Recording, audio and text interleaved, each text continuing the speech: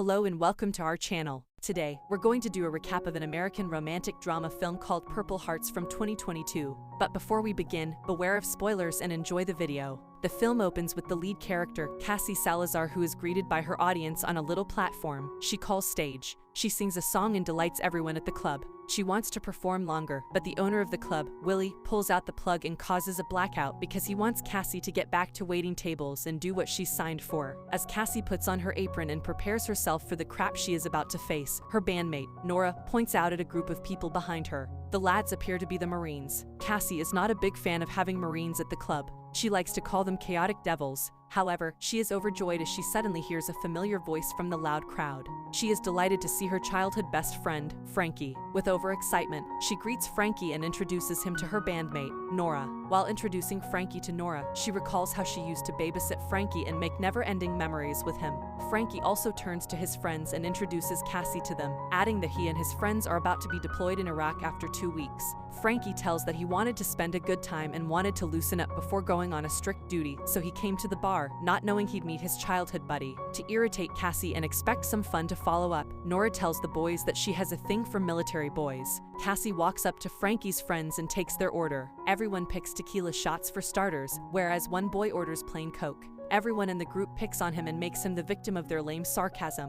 Though, he grabs Cassie's attention. As Cassie walks away to fetch their order, a U.S. Marine Lance Corporal and Frankie's friend, Luke Morrow, checks her out from head to toe. Frankie notices that and asks him to drop it since Cassie is like an elder sister to him. The least he would want is anyone from his friends hitting on her. Nora also adds that she was messing with them with her Cassie liking military boys joke. When Cassie comes back with the order, she hears Nora telling them about Cassie's hatred for the military. While passing on tequila shots, one of the boys, Armando, tries to flirt with Cassie and passes comments, and objectifies her, causing her to leave. Luke goes after her and tries to apologize on Armando's behalf. However, they get into an argument when Cassie accuses Luke of being just like Armando and every other military guy who love objectifying women. This triggers Luke and he thinks of her as a predictable woman who's captivated by her misconceptions. As the argument gets heated, Cassie tells him she's not interested in talking to him and his boys, let alone wasting time on proving her facts. She walks away and spends time with Nora. Nora, on the other hand, tells her to change her views about the military guys because she can get better health insurance by marrying one.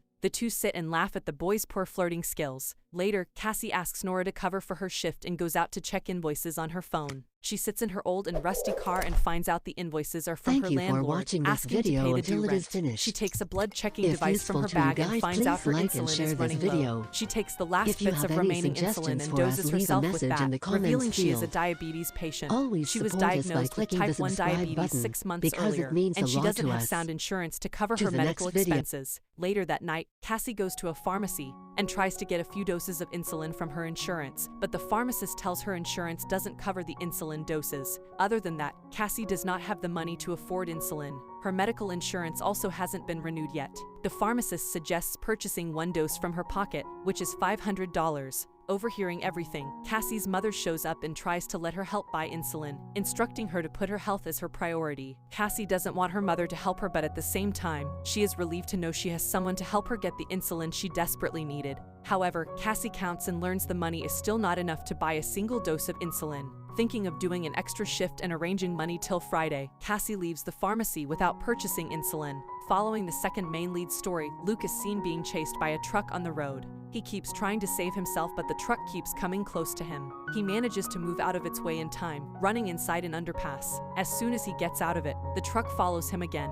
Realizing he isn't going to make it, he swiftly jumps over a fence and saves himself from the truck, which almost rammed him into a corner. Out of breath, Luke hears a familiar voice coming from the truck. To his surprise, his former dealer, Jonna, comes out of the truck, congratulating him on becoming a Marine. Jonna makes some sarcastic jokes and finds Luke serving in the Marine hard to believe.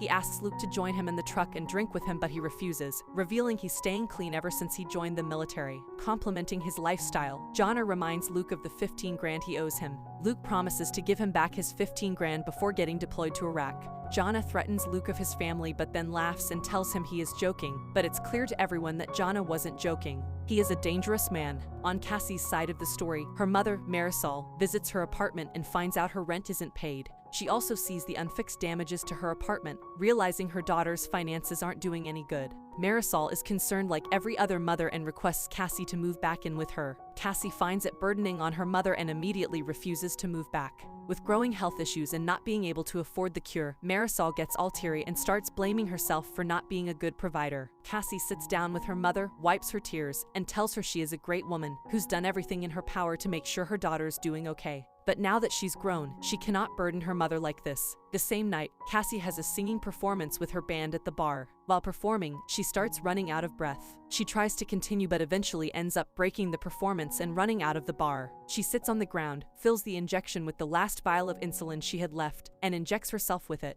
As she starts feeling better, she notices a Marine badge from the windows and desperately rethinks what Nora had told her earlier, marrying a Marine to get good health insurance. The next morning, Cassie shows up at Frankie's place. Cassie proposes to Frankie, a childhood friend, and Luke's bunkmate, to benefit from the health insurance granted to military spouses. Frankie explains he plans to marry his sweetheart Riley. Although Luke overhears and advises against a fraudulent marriage, he realizes both their financial difficulties could be solved by getting married. They agree to marry before Luke deploys. After a year, they will file for divorce.